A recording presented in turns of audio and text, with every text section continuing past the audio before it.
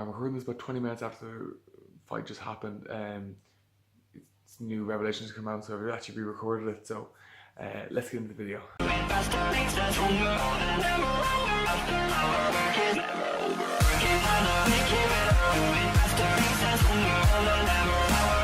Disclaimer: there's spoilers for the main card in this, so obviously if you don't want to know the results, click off the video now. And if you already haven't subscribed, please click the subscribe button and give the video a like, because we're trying to create a video at 6:45 in the morning, so I really appreciate that. So the main event, madness. Khabib Nurmagomedov defeats Conor McGregor, round 4, rear naked choke. And it really wasn't really a rear naked choke, because he had it over the jaw, so it's really a neck crank. But still, it's really like painful. If you know what a neck crank is, Khabib could have broken his jaw if he hadn't tapped. So there's no thing of, oh, wasn't a choke, he shouldn't have tapped. Yeah, he should have tapped. Like I said, I'm gonna put my hand up and say I called round 2 TKO for McGregor. Clearly I was very wrong.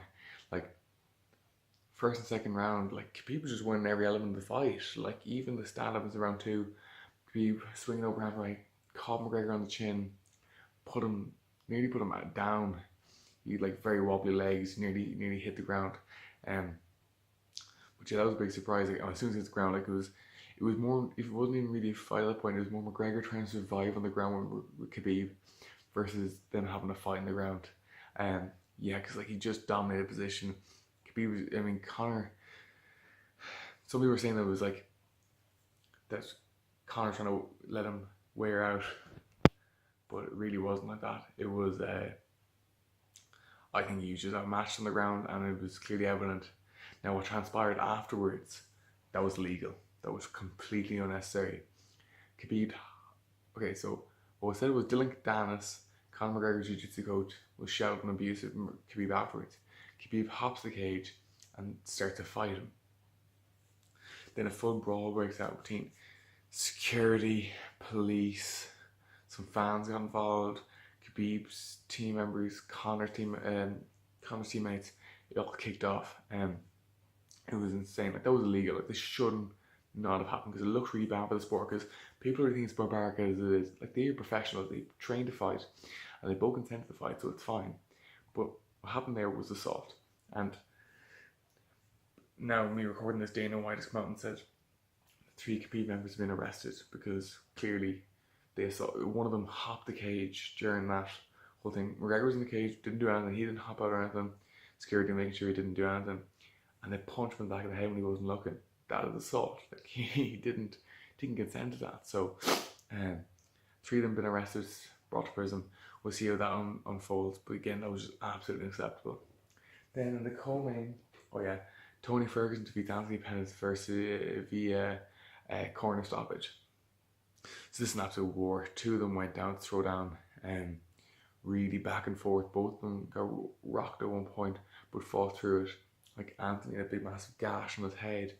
Really good fight. Like, and they both really enjoyed it. Like, they were both smiling, laughing at times at each other, like just going to war and beating the hell out of each other. Unfortunately, in the second round, Anthony Pettis broke his hand, and as the second round, his corner stopped the fight because of his broken hand. And I know some people are going, oh no, they should let it run.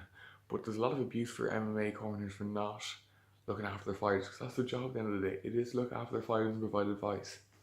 So Duke Rufus, Anthony Pettis' coach, knew that it wasn't okay for Anthony to continue, and he stopped the fight. And I was annoyed at the time, because I wanted to see the third round, but what happened, I think it was the right decision.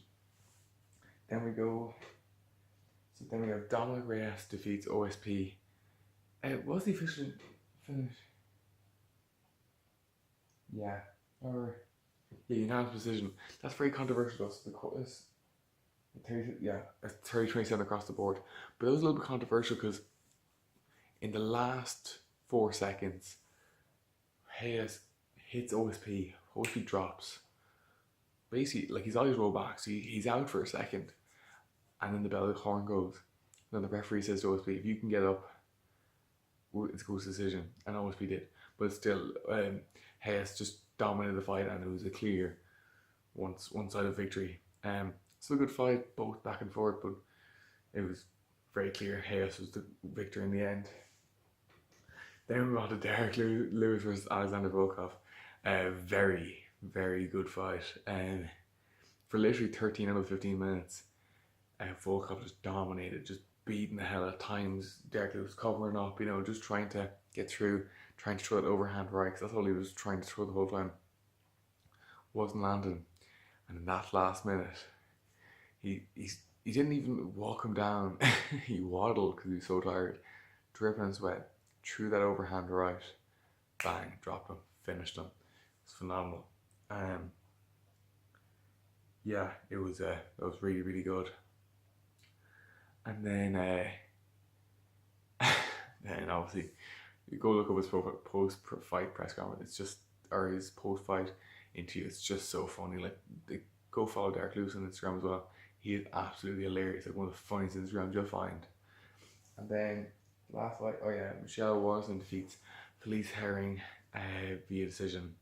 Clearly, this is a very one-sided victory. Like, Michelle Waterson looked really good. Like, she really wants to go for that belt, and I'm fully for that as well. She's a very good fighter, and she's really proven now that she's one of the elites. So she's definitely going to get a title fight next, and she wants to be the first mother to be a UFC champion. So I hope she pulls that off.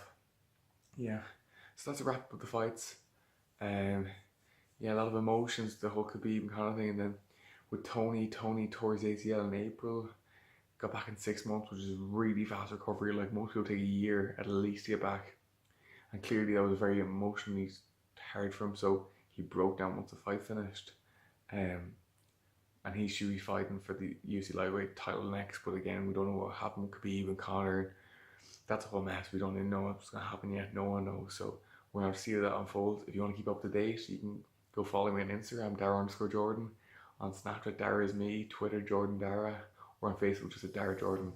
I'll be posting regularly on all those, so I usually like putting up a bit of UFC stuff, as well as other content on getting out of your comfort zone, working hard and all that. So if you are enjoying the content, go follow me on those, go hit the subscribe button and give the video a thumbs up, and yeah, we'll see you on Thursday for episode 5 of Road to 520. So get out, live.